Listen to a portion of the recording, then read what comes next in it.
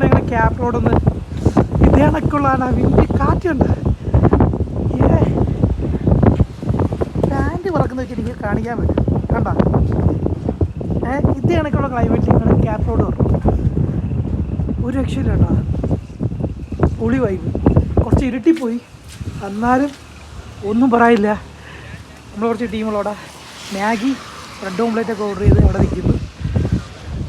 ഞാനിത് ഈ വീഡിയോയിൽ നിങ്ങൾക്കൊന്നും വിഷ്വലി കിട്ടത്തില്ല, നേരിട്ട് തന്നെ ഒന്ന് അനുഭവിക്കുക. ഒരു ഈവനിങ് ഒരു 5 മണിയൊക്കെ കഴിഞ്ഞിട്ട് പോവാം, എന്നാലേ ആ ഒരു ഫീൽ കിട്ടത്തുള്ളൂ.